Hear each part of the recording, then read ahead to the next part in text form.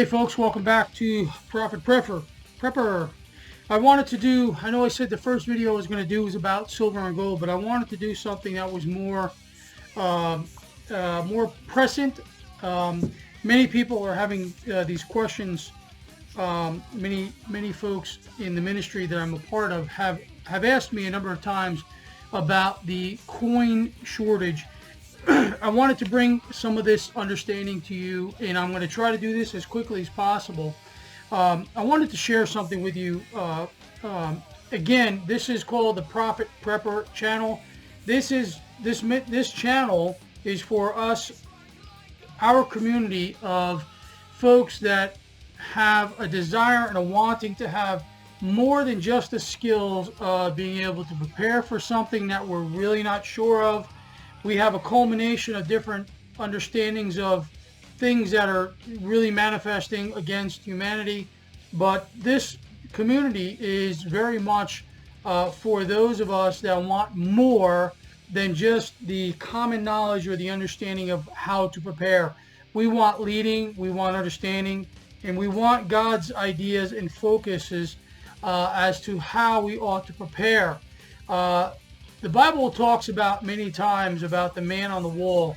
He's got a sword in one hand and a trowel in the other, protecting those that he's been put in charge of.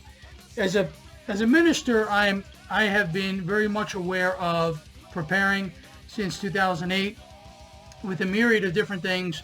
But I want to start talking about something very particular to many people have been asking me about this coin shortage. And as I've been wanting understanding, I think I got some understanding. Now, many of us know about this coin shortage, and the excuses is that with this COVID virus, the facilities that produce the coins have been shut down or running at a fractional production.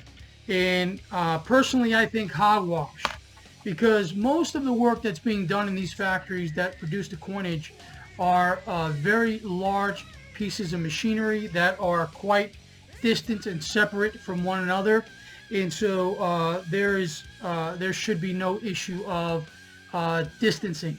So what I wanted to do is I wanted to share some understanding about what I got when I've been pressing in to why this has been happening. So I want to share something with you about this understanding that I have.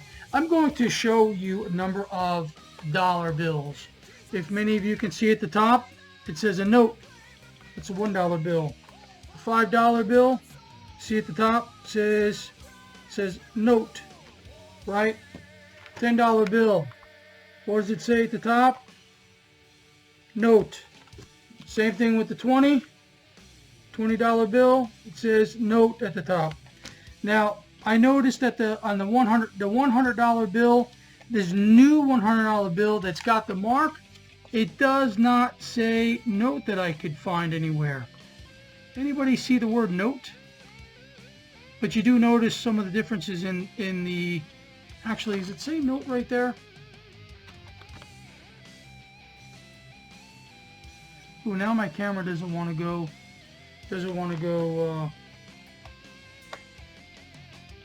Yes, it does actually say this note is legal tender. So now we understand that legal tender, basically the origins of the note or the legal tender was, at one point in time we were able to take these into a bank and get the equivalent of this note in a hard currency, silver and gold, until they changed that in 71. Something I wanted to bring an awareness to you is our change. Our change, nowhere on any of our change does it say note. Nowhere on our change does it say note. I looked, nowhere on our change does it say note. The change, I believe, because it's made of hard assets, it's made of minerals, it's made of material, copper and nickel, there truly is a value to this currency versus this paper that really does not have any value. It is a promissory note. It is the equivalent of you going to a bank, which we used to be able to do, and say, I would like Many of you remember the silver certificates, the gold certificates. I would like the equivalent of this dollar denomination in silver or gold. And so whatever it was that you brought to them, you could get the equivalent in silver and gold. You can't do that anymore. I believe that the reason why the Federal Reserve is now hoarding this change is because there is backing to this hard currency. This is more than just paper, a fire starter. This, on the other hand, is only as strong as the confidence that lies within it. So when I share this with you, I share this because this was a leading that I got when I began to ask, Lord, why is this an issue? Why is this change thing an issue? At some point in time, the currency is going to be released, but I think it's going to be released in a different manner. Now, I wanted to share something else with you. Back in 2010, I had began to inquire as to why there are so many wicked identities on this note, right? The pyramid with the star, and many of you know that there's the owl. There's all kinds of different things in the dollar bill that truly is wrong. So I had one time I had asked the Lord in this process of buying silver and gold. Actually, I take that back. I had not been asking. I had come home from work, and I had been wanting to understand what it meant or how to buy precious metals, to be a retailer, a buyer and seller of precious metals living in New York. And the Lord told me one time, this paper is not my currency, he said. The Holy Spirit said, this is not my currency. Look at it and you tell me if this has anything to do with me. And when I did, I looked at it, I said, Lord, this is not your currency. And the Lord said, this thing is laden with symbols of witchcraft. And when I understood that, I said, Lord, what am I supposed to do with this then? And the Lord began to teach me how to buy precious metals. Store up my wealth in the true wealth that has always been God's wealth.